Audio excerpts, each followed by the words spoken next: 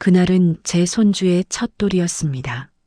아니, 제 손주라고 철석같이 믿었던 그 아이의 첫 돌이었죠.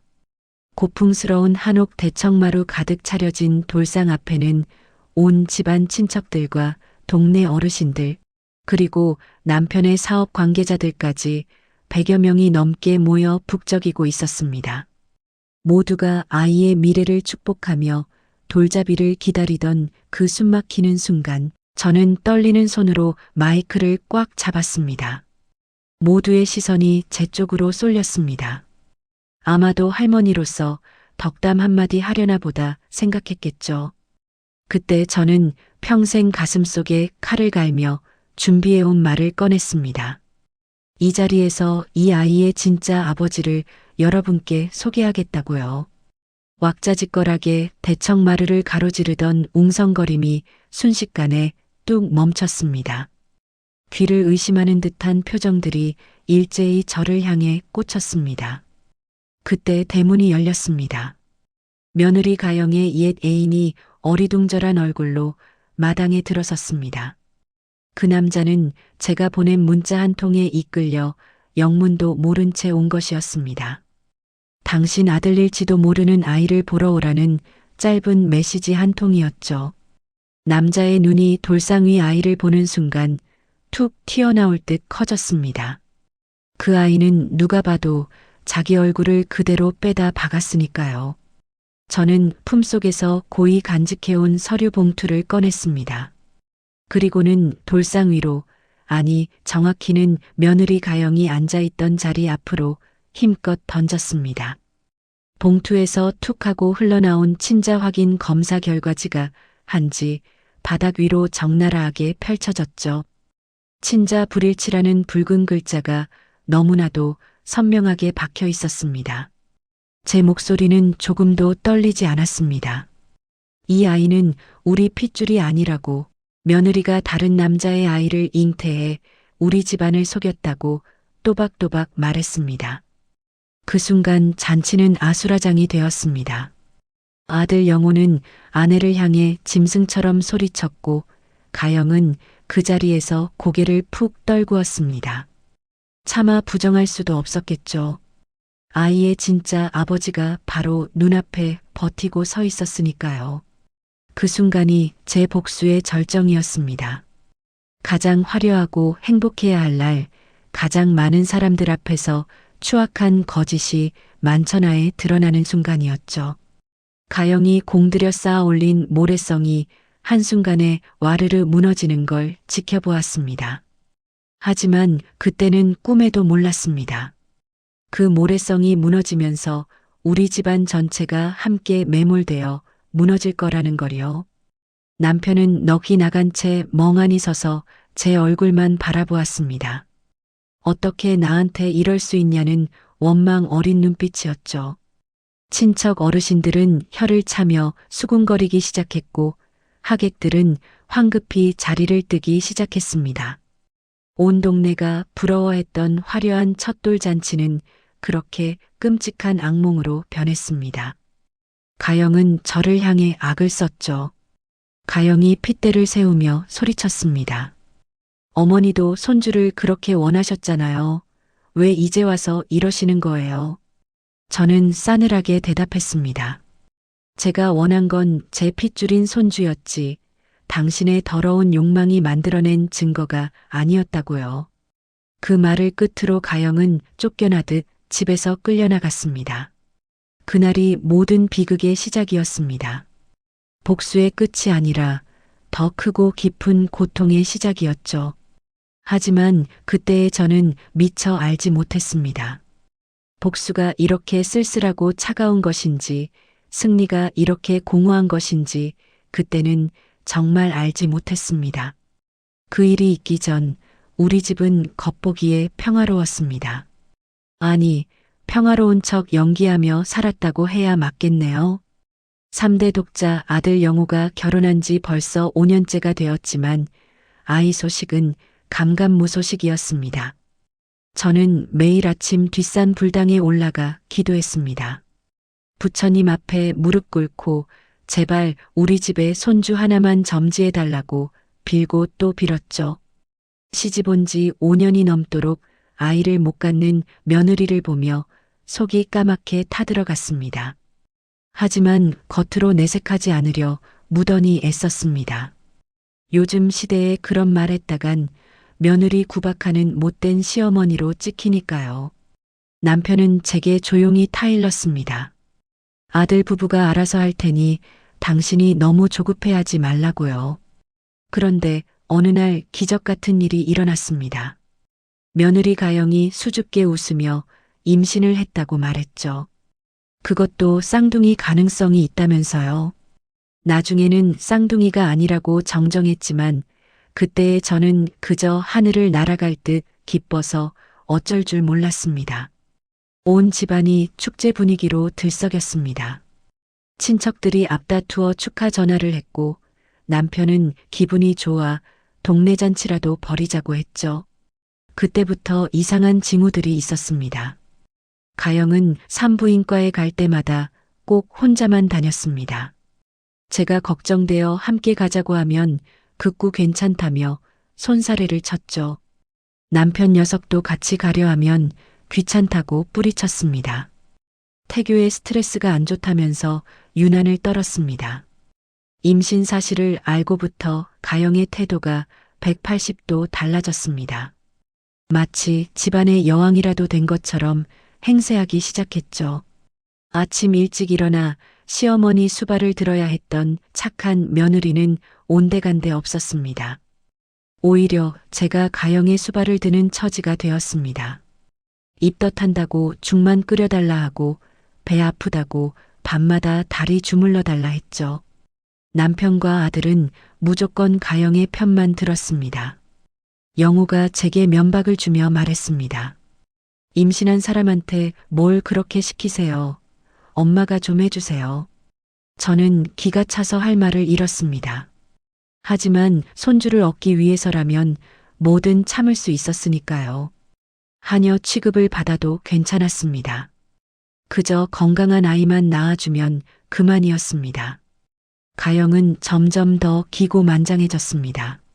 친정 식구들을 수시로 집으로 불러들였고 마치 자기 집인 양주인 노릇을 했습니다. 제 방까지 들어와 이것저것 뒤지면서 낡은 가구들을 버리자고 했죠. 3대째 내려온 자개장롱도 촌스럽다며 당장 내다 팔자고 했습니다. 참았습니다. 이 악물고 그냥 참았습니다. 손주만 무사히 태어나면 다 보상받을 거라고 스스로를 달랬죠. 불당에 올라가 더 간절히 기도했습니다. 부디 순산하게 해달라고 건강한 아이를 점지해달라고 빌었습니다. 출산 예정일이 코앞으로 다가왔습니다. 가영은 끝까지 혼자 병원에 가겠다고 고집을 부렸습니다. 남편이 같이 가겠다니까 싫다고 짜증을 냈죠. 진통이 오면 연락하겠다면서 혼자 택시를 잡아 타고 갔습니다. 정말 이상했습니다. 아무리 생각해도 이해할 수 없었지만 그때의 저는 그저 묵묵히 기다릴 수밖에 없었습니다. 밤새 뜬 눈으로 잠을 이루지 못했습니다. 새벽 4시쯤 전화벨이 울렸습니다. 아들이 태어났다는 반가운 소식이었죠. 건강한 사내아이라고 했습니다. 남편과 함께 한 걸음에 병원으로 달려갔습니다. 신생아실 유리창 너머로 곤히 잠든 아기를 보았을 때의 감격이란 지금도 잊을 수가 없습니다. 작고 빨간 얼굴을 한 아기가 천사처럼 누워 있었습니다. 우리 집안의 대를 이을 귀하디귀한 손주였죠. 남편은 감격에 겨워 눈물을 흘렸습니다. 저도 주책맞게 따라 울었습니다. 간호사가 아기를 안겨주었을 때 저는 세상을 다 가진 기분이었습니다. 하지만 뭔가 미묘하게 이상했습니다. 아기의 얼굴이 우리 집안 사람들과 어딘가 달랐습니다. 남편 쪽도 아니고 제 쪽도 아니었죠. 그렇다고 가영을 닮은 것도 아니었습니다. 마음속으로 불안감이 스멀거리기 시작했지만 곧 고개를 저으며 떨쳐냈습니다. 갓 태어난 아기는 다 그렇다고 크면 달라진다고 스스로를 애써 달랬죠. 퇴원하는 날 가영은 산후조리원에 가겠다고 했습니다. 집에서 조리하면 안 되냐고 물었더니 시설 좋은 곳이 낫다며 고집을 부렸습니다. 한 달치 비용이 1,000만 원이 넘었지만 남편은 손주를 위해 흔쾌히 내주었죠. 산후조리원에서 한 달을 호화롭게 보내고 집으로 돌아온 가영은 완전히 딴판이 되어 있었습니다. 아기를 제대로 돌보지도 않았습니다. 아이가 울어도 내버려 두고 기저귀도 제때 갈지 않았죠. 결국 제가 아기를 전담해서 돌보게 되었습니다. 그러던 어느 날이었습니다. 아기가 열이 펄펄 나서 급하게 병원에 갔는데 혈액형 검사를 하게 되었습니다. 검사 결과를 본 순간 머릿속이 새하얗게 변했죠. AB형 RH 음성이라고 적혀 있었습니다. 아주 희귀한 혈액형이었습니다. 우리 아들 영호는 O형이고 며느리 가영은 A형입니다. 의학 상식으로는 도저히 AB형이 나올 수 없었죠. 간호사에게 떨리는 목소리로 물어보니 혈액형은 부모로부터 유전된다며 친절하게 설명해 주었습니다. O형과 A형 사이에서는 O형이나 A형만 나올 수 있다고요. 집으로 돌아와 가영을 앉혀놓고 추궁했습니다. 혈액형이 이상하다고 이게 어떻게 된 건지 설명 좀 해달라고 했죠. 가영은 태연하게 대답했습니다. 병원에서 잘못 기록했을 거라고요. 별일 아니니까 신경 쓰지 마세요. 그리곤 다음날 혼자 병원에 가더니 기록이 수정되었다며 새 서류를 들고 왔습니다. 서류에는 A형으로 감쪽같이 바뀌어 있었습니다. 병원 측 전산 실수였다고 사과문까지 받아왔더군요. 저는 의심스러웠지만 당장은 증거가 없었습니다. 혹시 정말 병원 실수일 수도 있다고 애써 믿으려 했죠.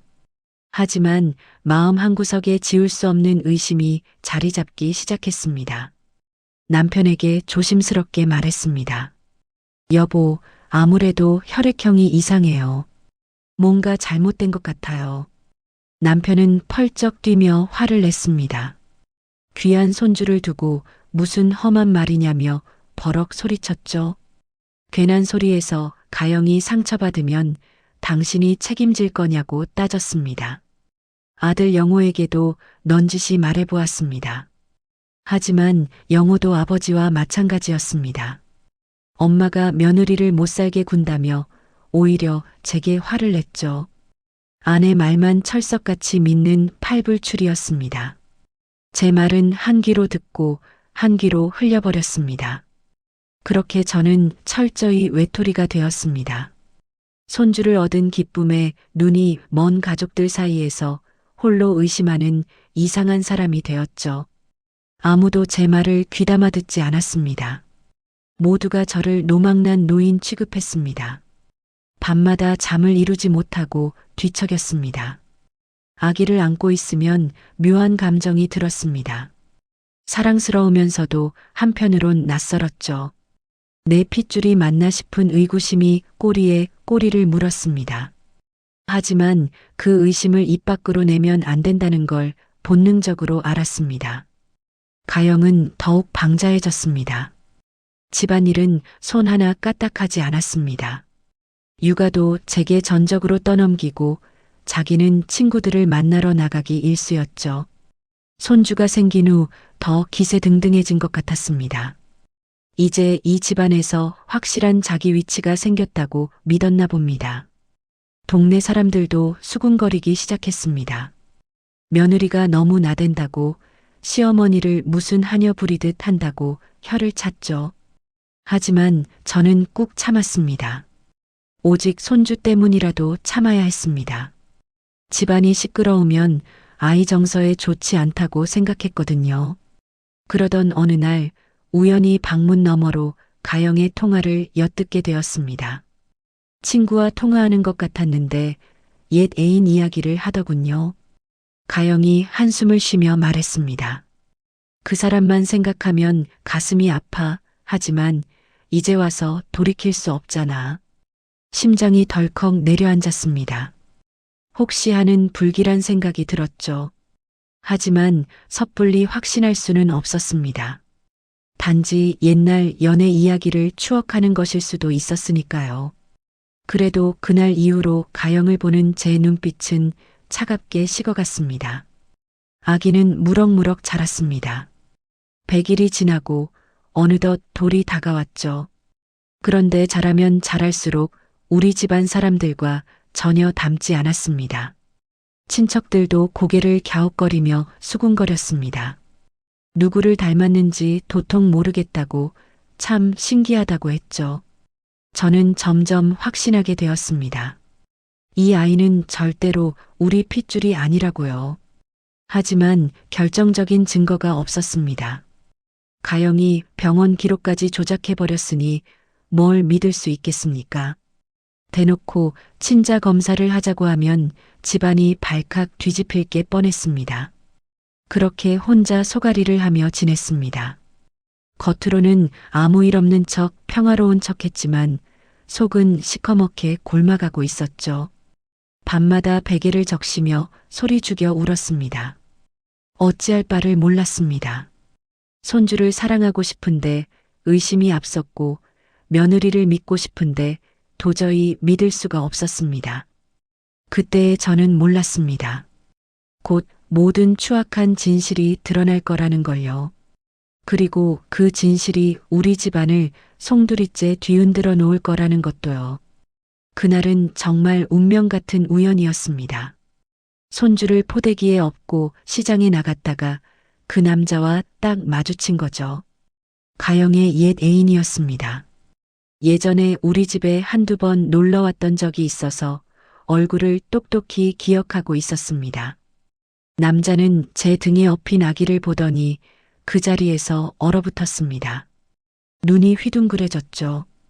입을 떡 벌리고 한참을 넋나간 사람처럼 아기만 쳐다보았습니다.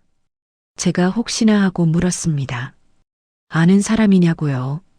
남자는 선뜻 대답하지 못했습니다. 그저 아기를 보며 말을 잇지 못하고 입만 벙긋거렸죠. 그 순간 본능적으로 알았습니다. 모든 흩어진 퍼즐 조각이 맞춰지는 느낌이었죠. 남자가 아기를 보고 저렇게 소스라치게 놀란 이유는 하나밖에 없었습니다.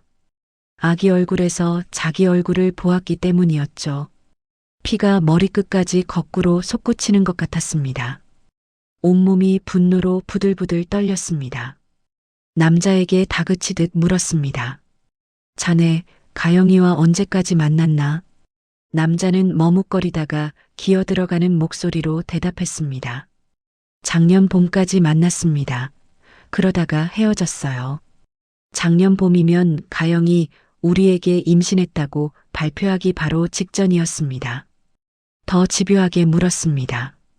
왜 헤어졌냐고 다그쳤죠. 남자는 억울하다는 듯 말했습니다. 가영이가 갑자기 연락을 끊었어요. 이유도 모릅니다. 전화도 안 받고 문자도 차단하더니 어느 날 갑자기 결혼했다는 소식을 들었다고 했습니다. 집으로 돌아오는 길에 정신이 하나도 없었습니다. 손주를 업고 휘청거리며 걸으면서도 하염없이 눈물이 났습니다. 평생을 집안의 대를 잇기 위해 헌신하며 살았습니다. 시집와서 아들 하나 낳고 그 아들이 장가가서 손주를 안겨주기만을 목 빠지게 기다렸죠. 손주가 태어나면 제 인생의 모든 소원이 이루어지는 줄 알았습니다. 그런데 그게 다 새빨간 거짓이었습니다. 며느리가 저를, 우리 집안 전체를 철저히 기만하고 속인 거였죠. 다른 남자의 아이를 임신해서는 우리 집안 손주인 양 감쪽같이 속여 넘긴 겁니다. 유산을 독차지하려는 치밀한 계획이었을 거라 생각하니 온몸에 소름이 돋아 견딜 수가 없었습니다. 그날 밤 뜬 눈으로 밤을 지새웠습니다. 옆에서 세상 모르고 코 고는 남편을 보니 가슴이 답답해 터질 것 같았습니다. 이 사람은 아무것도 모르고 태평하게 자고 있었죠. 아들도 마찬가지였습니다. 며느리의 교활한 거짓말에 속아 넘어가 자기 아이인 줄 알고 바보같이 좋아하고 있었습니다. 복수를 결심했습니다. 이대로 바보처럼 당하고만 있을 수는 없었습니다. 며느리가 저지른 끔찍한 일에 대한 대가를 반드시 치르게 해야 했죠. 하지만 어떻게 해야 할지 막막했습니다. 증거가 필요했습니다. 누구도 부인할 수 없는 확실한 증거가요. 며칠을 혼자 끙끙 앓다가 이웃 아주머니에게 조심스럽게 털어놓았습니다. 그분은 전직 산부인과 간호사였습니다. 눈썰미가 좋고 오지랖도 넓은 분이었죠. 제 기가 막힌 사연을 듣더니 고개를 끄덕였습니다. 역시 뭔가 이상하다고 생각했다면서요. 아주머니가 은밀하게 방법을 알려주었습니다. 친자 검사를 하면 된다고 했죠. 요즘은 머리카락 몇 가닥만 있어도 검사할 수 있다고 했습니다. 병원 기록 같은 건 조작할 수 있어도 타고난 DNA는 절대 거짓말을 하지 않는다면서요. 문제는 어떻게 검사를 진행하느냐였습니다. 며느리가 눈치채면 안 되었습니다. 남편이나 아들도 알면 안 됐죠. 모두가 제 편이 아니었으니까요. 저 혼자서 아무도 모르게 조용히 진행해야 했습니다. 아주머니가 적극적으로 도와주겠다고 나섰습니다. 자기가 아기 머리카락을 수거하겠다고, 아들 칫솔도 몰래 가져오겠다고 했죠. 병원도 아는 곳이 있다며 연결해 주겠다고 했습니다. 정말 눈물 나게 고마웠습니다. 그분이 아니었으면 저는 어찌할 뻔했는지 모릅니다. 며칠 후 아주머니가 샘플을 무사히 수거했습니다. 아기가 낮잠 잘 때 머리카락 몇 가닥을 조심스럽게 뽑았고, 아들이 출근한 사이 욕실에서 칫솔도 가져왔죠. 그걸 봉투에 담아 떨리는 마음으로 병원으로 보냈습니다. 결과가 나오기까지 일주일이 걸렸습니다. 그 일주일이 제게는 10년처럼 길게 느껴졌습니다. 매일 초조하게 전화기만 바라보며 기다렸죠. 며느리를 볼 때마다 화가 치밀어 올랐지만 꾹꾹 눌러 참았습니다. 들킬까봐 두려웠거든요. 그러던 중에 며느리 떠보려고 툭 한마디 던져보았습니다. 우연을 가장해서요. 예, 너 아기 아빠 될 사람이 예전에 따로 있었다면서 하고 짐짓 모른 척 물었습니다. 그냥 친구들이 그러더라고 가볍게 흘리듯 말했죠. 가영의 반응은 예상보다 훨씬 과격했습니다. 갑자기 얼굴이 사색이 되더니 길길이 날뛰었습니다. 누가 그런 말도 안 되는 헛소리를 하냐고 명예훼손으로 고소하겠다고 악을 썼죠. 명백한 과민 반응이었습니다. 정말로 찔리는 게 없다면 저렇게 흥분할 리 없었습니다. 그 모습을 남편이 보았어요. 아들도 옆에서 다 봤죠. 두 사람 모두 이상하다는 표정을 지었습니다. 며느리가 왜 저렇게까지 흥분하느냐고, 무슨 찔리는 게 있느냐고 의아해하며 물었습니다. 가영은 당황해서 변명하기 바빴죠.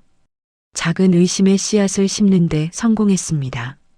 남편과 아들의 마음속에도 의문이 생기기 시작했죠. 완벽하게 믿고 있던 며느리에 대한 신뢰가 조금씩 금이 가고 흔들리는 게 보였습니다. 그리고 마침내 그날이 왔습니다. 병원에서 전화가 온 거죠. 결과가 나왔다고 했습니다. 아주머니와 함께 한달음에 병원에 갔어요. 의사 선생님이 봉투를 건네주었습니다. 손이 덜덜 떨렸죠. 봉투를 뜯었습니다. 서류를 꺼내 읽었죠. 친자관계 불일치라는 글자가 눈에 확 들어왔습니다. 제 불길한 예감이 틀리지 않았던 겁니다. 손주라고 믿었던 그 아이는 우리 핏줄이 아니었습니다. 분노가 치밀어 올라 숨을 쉴 수가 없었어요. 동시에 허탈했습니다.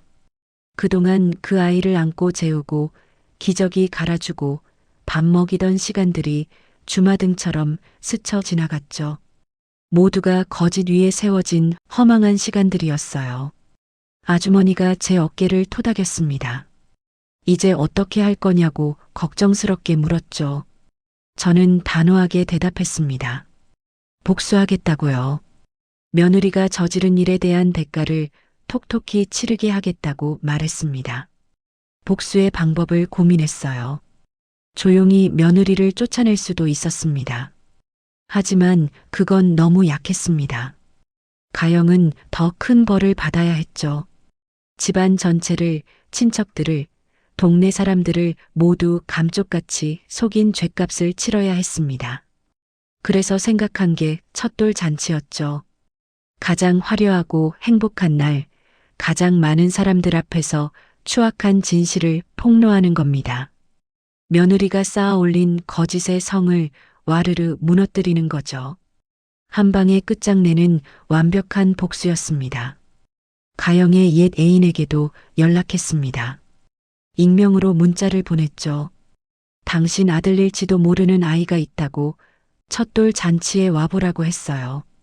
주소와 날짜, 시간까지 자세히 알려주었습니다. 모든 준비가 끝났습니다. 이제 그날만 기다리면 되었어요. 며느리는 아무것도 모르고 있었죠. 첫돌 잔치 준비에 여념이 없었습니다. 돌상을 어떻게 화려하게 차릴지, 한복은 어떤 걸 입힐지 행복한 고민에 빠져 있었습니다. 그 모습을 보니 마음 한구석이 아렸어요. 하지만 흔들릴 수 없었습니다. 이미 선택한 길이었고 되돌릴 수도 없었죠. 복수는 반드시 이루어져야 했습니다. 밤마다 그날을 상상했습니다. 모두가 모인 자리에서 진실을 폭로하는 짜릿한 순간을요.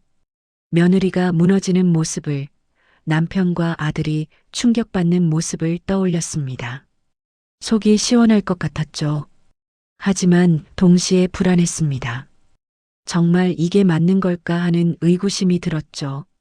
너무 잔인한 건 아닐까, 다른 방법은 없을까 끊임없이 고민했습니다. 하지만 결론은 똑같았습니다. 이것밖에 없다고요. 며칠이 지났습니다. 첫돌 잔치날이 다가왔습니다. 가영은 들떠 있었어요.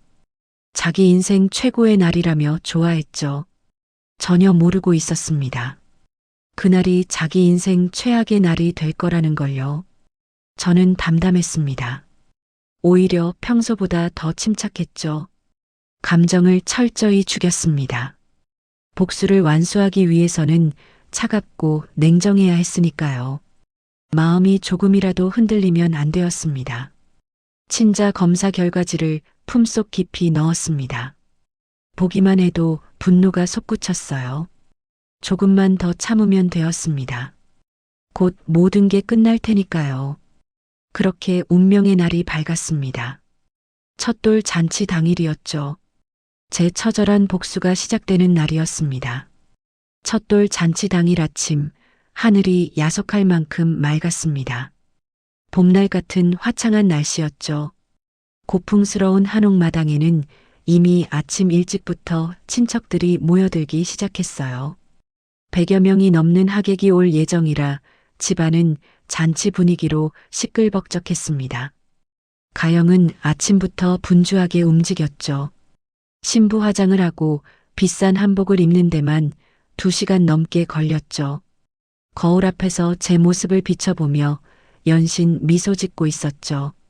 자기 인생에서 가장 빛나는 날이라고 생각했겠죠. 꿈에도 몰랐습니다. 그게 나락으로 떨어지는 날이 될 거라는 걸요. 아기에게도 화려한 돌복을 입혔습니다. 자주색 비단 두루마기에 금실로 수놓은 복주머니까지 찼죠. 아기는 낯선 옷이 불편한지 칭얼거렸지만 가영은 아랑곳하지 않았습니다. 사진만 잘 나오면 된다는 표정으로 연신 셔터를 눌러댔습니다. 대청마루에는 상다리가 부러질 듯한 돌상이 차려졌습니다. 오색실, 붓, 돈, 청진기까지 온갖 귀한 물건들이 올라갔죠. 떡과 과일도 산처럼 수북이 쌓였어요. 정말 눈이 부시게 화려한 상이었습니다. 우리 집안 역사상 가장 성대한 돌잔치였을 겁니다. 하객들이 속속 도착했습니다.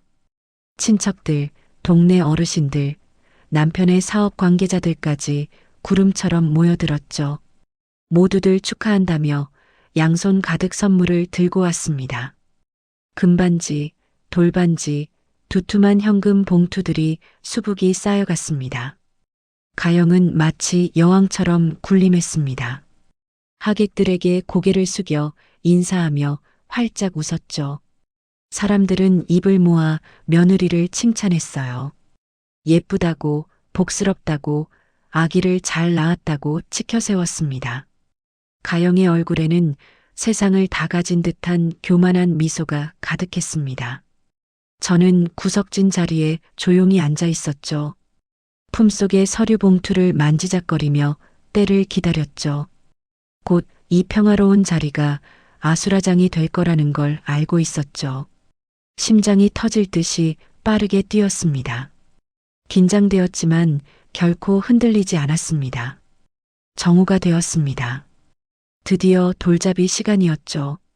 아기를 돌상 앞에 앉혔습니다. 하객들이 빙 둘러싸고 숨죽여 지켜보았어요. 모두들 아기가 무엇을 잡을지 기대하는 호기심 어린 눈빛이었습니다. 아기는 한참을 돌상만 바라보다가 고사리 같은 손으로 실을 잡았습니다. 장수한다는 의미였죠. 사람들이 환호하며 박수를 쳤습니다. 가영은 좋다며 손뼉을 치고 웃었습니다. 모두가 행복해 보였죠. 바로 그때였습니다. 제가 자리를 박차고 일어섰습니다. 마이크를 낚아채듯 집어들었죠. 모두의 시선이 일제히 저에게로 쏠렸어요. 할머니가 덕담이라도 하려나 보다 생각했겠죠. 입을 열었습니다. 목소리는 차분했고 떨리지 않았습니다. 이 자리에서 이 아이의 진짜 아버지를 소개하겠다고 말했어요. 순간 찬물을 끼얹은 듯 정막이 흘렀죠. 누군가 헛기침을 했고 웅성거리는 소리가 들렸어요. 대문이 삐그덕 열렸습니다. 가영의 옛 애인이 들어섰어요. 어리둥절한 얼굴로 마당을 두리번거렸죠. 제가 보낸 문자를 받고 온 겁니다. 남자의 눈이 돌상 위 아기를 향했습니다. 남자는 그 자리에서 얼어붙었습니다. 아기를 보는 순간 모든 걸 깨달은 충격적인 표정이었죠. 자기 얼굴과 소름 끼치도록 똑같았으니까요. 입을 떡 벌린 채 한참을 멍하니 서 있었죠. 가영의 얼굴이 순식간에 창백해졌습니다. 온몸이 사시나무 떨리듯 부들부들 떨렸죠. 가영이 비명을 지르듯 소리쳤습니다. 저 남자가 왜 여기 있어요? 하지만 이미 늦었습니다. 저는 품속에서 봉투를 꺼냈습니다. 그리고는 보란듯이 돌상 위로 던졌죠. 봉투에서 서류가 우수수 쏟아져 나왔습니다. 친자 확인 검사 결과지였죠. 결과지를 집어들고 큰 소리로 읽었습니다. 친자 관계 불일치라고, 이 아이는 우리 핏줄이 아니라고 또박또박 말했죠. 우리 아들 영호와는 아무런 혈연 관계가 없다고 선언했습니다. 하객들이 웅성거렸습니다. 이게 무슨 소리냐고, 설마 그럴 리 있냐고 수군댔죠. 하지만 곧 무거운 침묵이 흘렀습니다. 모두가 가영과 그 남자를 번갈아 쳐다보며 상황을 파악했어요. 둘의 반응이 모든 진실을 말해주었습니다. 가영은 고개를 푹 숙이고 있었고 남자는 넋 나간 듯 아기만 바라보고 있었죠. 누구도 부정할 수 없는 명백한 상황이었습니다. 아들 영호가 벌떡 일어났습니다. 아내에게 미친 사람처럼 달려가 소리쳤죠. 이게 다 무슨 일이냐고, 당장 설명하라고 악을 썼습니다. 가영은 입도 뻥끗하지 못했죠. 남편도 충격에 빠졌습니다. 멍하니 주저앉아 며느리를 바라보았죠. 도저히 믿을 수 없다는 표정이었습니다. 자기가 그토록 아끼고 예뻐하던 며느리가 이런 끔찍한 짓을 했다는 게 믿기지 않았겠죠. 친척 어르신들이 자리를 박차고 일어났습니다. 이게 무슨 개망신이냐며 소리쳤죠. 집안 망신이라고, 어떻게 며느리가 이럴 수 있냐고 따져 물었습니다. 동네 사람들도 웅성거렸습니다. 쑥덕거리는 소리가 마당 가득 퍼졌죠.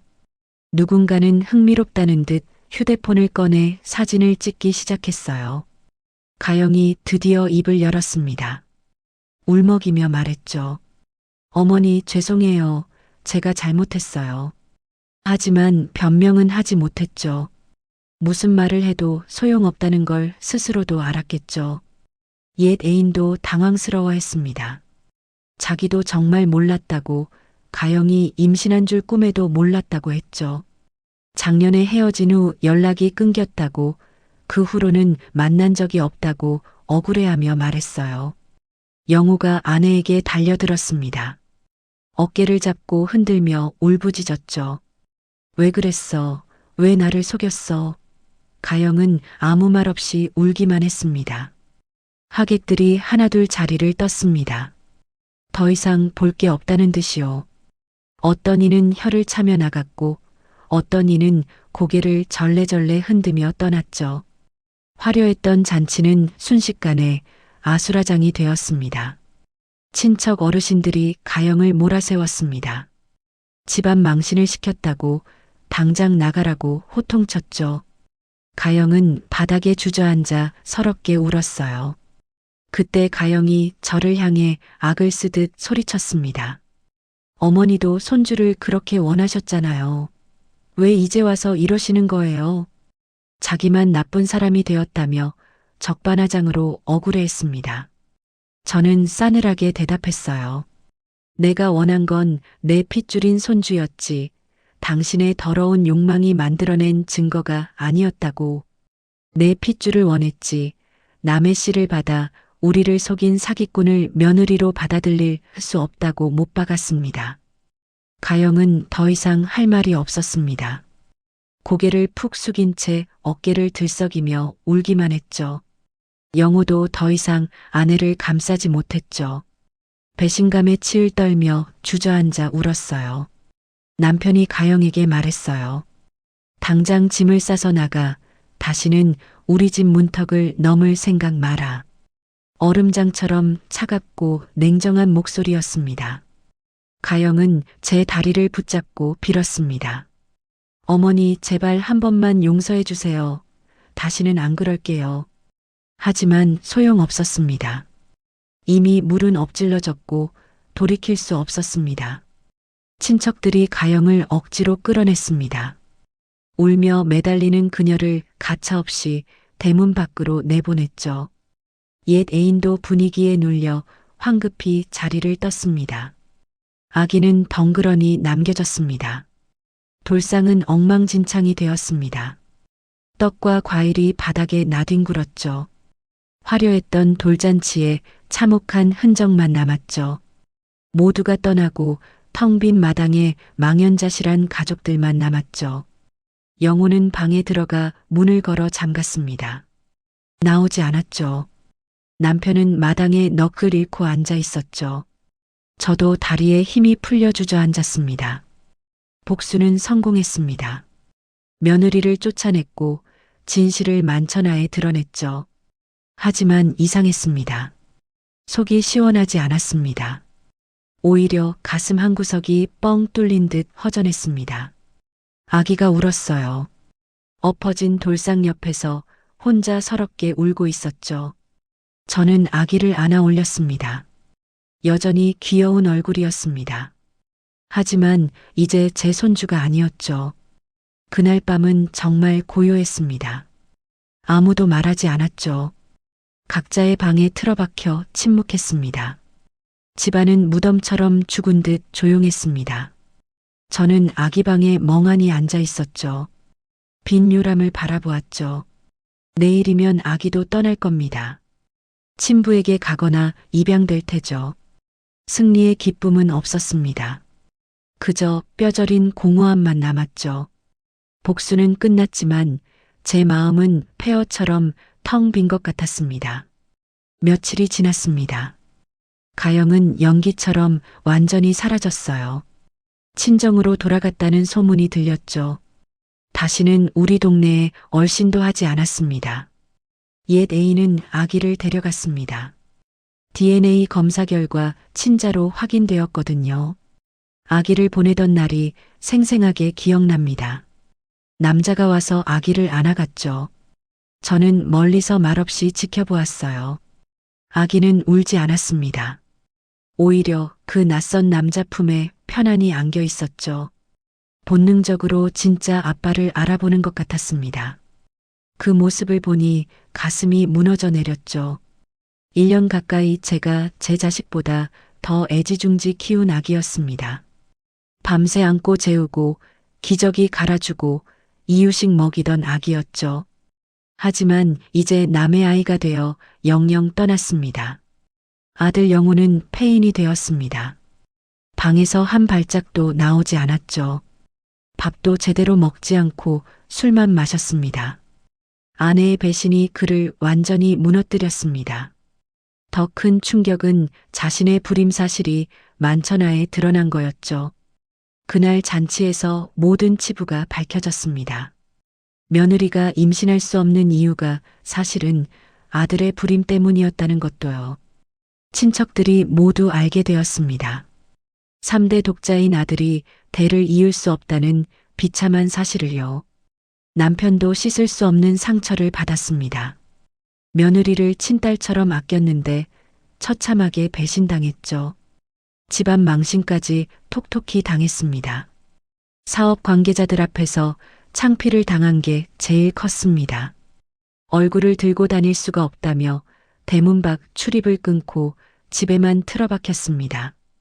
동네 사람들의 수군거림이 시작되었습니다. 모이면 우리 집 이야기뿐이었죠. 며느리가 바람을 피웠다는 이야기, 손주가 가짜였다는 이야기가 삽시간에 퍼져나갔습니다. 시장에 나가면 사람들이 뒤에서 손가락질하며 쑥덕거렸습니다. 저는 점점 외로워졌어요. 복수는 성공했지만 얻은 게 하나도 없었습니다. 오히려 모든 걸 잃었죠. 손주도 며느리도 평화로웠던 일상도 모두 신기루처럼 사라졌습니다. 밤마다 습관처럼 아기 방에 갔습니다. 텅 빈 요람을 멍하니 바라보았죠. 아기 옷들이 그대로 걸려 있었죠. 젖병도 그대로였습니다.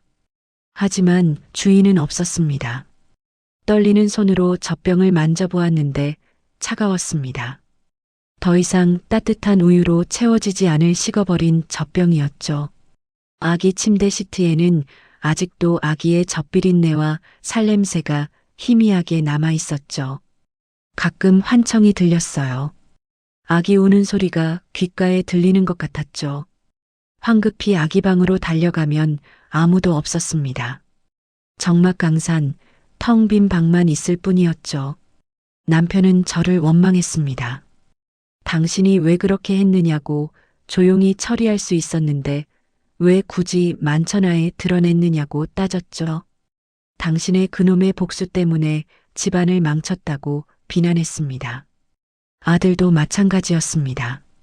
엄마 때문에 내 인생이 망가졌다고 소리쳤죠. 조용히 이혼하고 새 출발할 수 있었는데 이제는 동네방네 소문이 나서 재혼도 못하게 되었다고 원망의 눈초리를 보냈습니다. 저는 할 말이 없었습니다. 그들의 말이 틀리지 않았으니까요. 복수심에 눈이 멀어 다른 현명한 방법을 생각하지 못했죠. 오직 며느리를 무너뜨리는 것, 파멸시키는 것만 생각했죠. 하지만 후회하지는 않았습니다. 아니, 후회하지 않으려 이를 악물고 애썼습니다. 이미 저지른 일이었고 시간을 되돌릴 수도 없었죠. 그저 그 선택의 참혹한 결과를 묵묵히 받아들여야 했습니다. 친척들과의 관계도 소원해졌습니다. 모두가 저를 이상하고 독한 여자로 보았죠.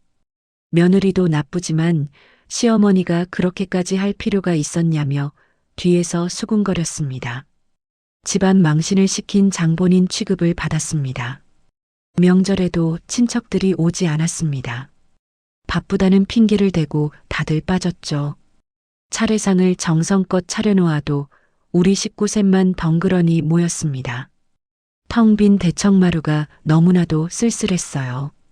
가깝게 지내던 이웃 아주머니마저 멀어졌습니다. 저를 도와준 걸 후회하는 눈치였죠. 저를 보면 어색하게 웃으며 피했습니다. 예전처럼 편하게 말을 걸지 못했죠. 계절이 바뀌었습니다. 잔인했던 봄이 가고 무더운 여름이 왔죠. 마당의 꽃들이 흐드러지게 피었지만 아무도 관심을 두지 않았습니다. 집안은 생기를 잃고 죽은 듯 조용했습니다. 영호는 여전히 방에만 있었죠. 가끔 좀비처럼 나와서 밥을 먹고 다시 들어갔죠.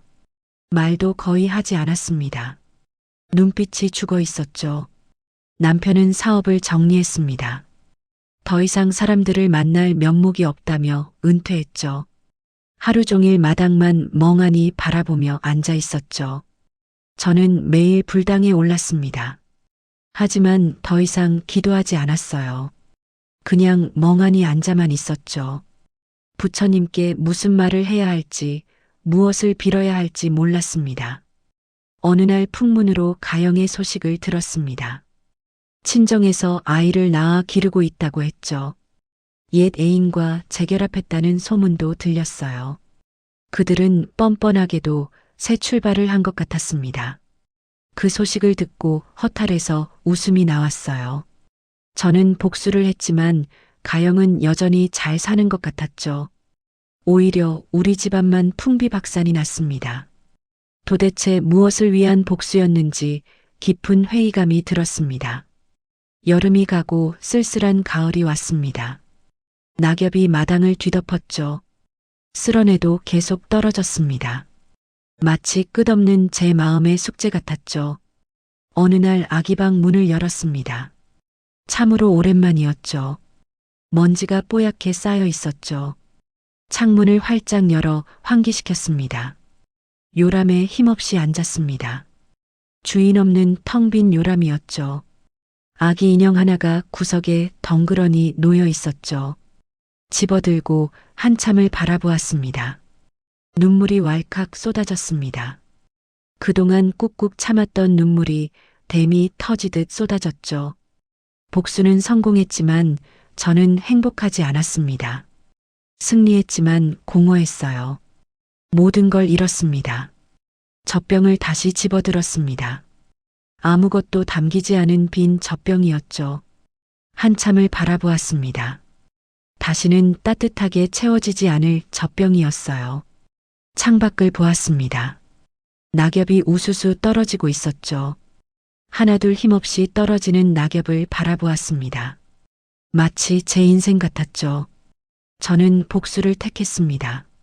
그 대가로 소중한 모든 걸 잃었죠. 후회하느냐고 묻는다면 대답하기 어렵습니다. 너무나 복잡한 감정이 뒤섞여 있습니다. 하지만 한 가지는 확실합니다. 복수는 결코 달콤하지 않았어요. 오히려 쓰디쓴 독약과도 같았죠. 승리의 기쁨보다 상실의 아픔이 비교할 수 없을 만큼 컸습니다. 지금도 가끔 생각합니다. 다른 방법은 정말 없었을까 하고요. 조용히 처리할 수는 없었을까? 가족들과 상의할 수는 없었을까? 끊임없이 자책하고 고민합니다. 하지만 이미 늦었습니다. 영영 돌이킬 수 없죠. 그저 이 참담한 결과를 받아들이며 남은 생을 살아갈 뿐입니다. 텅 빈 집에서 텅 빈 마음으로요. 1년이라는 시간이 덧없이 흘렀습니다. 그날 이후로 많은 것들이 변했죠. 아들은 결국 견디지 못하고 집을 나갔습니다. 서울로 올라가 혼자 살고 있죠. 가끔 전화가 오지만 대화는 짧습니다. 밥은 먹었냐는 안부만 묻고 끊습니다. 남편은 1년 사이에 10년은 늙어버렸습니다. 머리가 하얗게 샜고 주름이 깊어졌죠. 말수도 눈에 띄게 줄었어요. 하루 종일 마당에 앉아 하늘만 보다가 잠자리에 듭니다.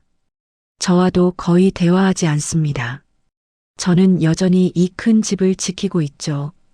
텅 빈 집이지만 떠날 수 없습니다. 3대째 내려온 종갓집이니까요.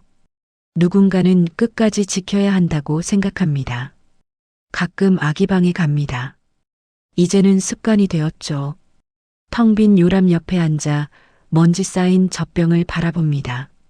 아무것도 담기지 않은 그 젖병을요. 복수는 끝났습니다. 하지만 그 여파는 아직도 현재 진행형입니다. 우리 집안은 완전히 무너졌죠. 대를 이을 손주도, 평화로운 일상도, 가족 간의 정도 모두 사라졌습니다. 돌이켜보면 제가 원한 건 아주 단순했습니다. 그저 내 핏줄인 진짜 손주를 품에 안고 싶었을 뿐이죠. 하지만 그 단순한 바람이 이토록 큰 파국을 불러올 줄은 몰랐습니다. 며느리를 용서할 수 있었을까요? 지금도 선뜻 답하기 어렵습니다. 거짓말로 우리를 기만하고 속인 건 분명 용서받지 못할 잘못이었죠. 하지만 제 복수 방법도 지나치게 잔인했던 것 같습니다. 가끔 생각합니다. 조금만 더 현명하게 대처할 수 있었을까 하고요. 조용히 이혼시키고 각자 새 출발을 할 수 있게 도와줄 수는 없었을까 뒤늦게 후회합니다. 하지만 이미 지나간 일입니다. 계절은 어김없이 다시 돌아왔어요. 또다시 봄이 왔죠. 마당에 꽃이 흐드러지게 피었습니다. 하지만 예전처럼 아름답게 보이지 않습니다. 제 눈에는 모든 게 빛을 잃은 회색빛 같습니다. 불당에 올라갑니다. 부처님 앞에 멍하니 앉아 있습니다. 더 이상 기도는 하지 않습니다. 그냥 앉아만 있죠. 무슨 말을 해야 할지, 무슨 염치로 빌어야 할지 모르겠습니다. 복수의 대가는 너무나 컸습니다. 제가 상상했던 것보다 훨씬 가혹했죠. 승리의 기쁨은 찰나였지만 그 후의 고통과 후회는 평생 이어질 것 같습니다. 텅 빈 아기 방에 홀로 앉아 있어요. 차가운 젖병을 손에 쥐고 하염없이 바라봅니다. 다시는 채워지지 않을 젖병입니다. 텅 비어버린 제 마음처럼요. 복수는 성공했습니다. 하지만 제 품에는 돌이킬 수 없는 상처와 깊은 허무함만이 남았죠. 이것이 제가 택한 복수의 길, 그 쓸쓸한 끝입니다.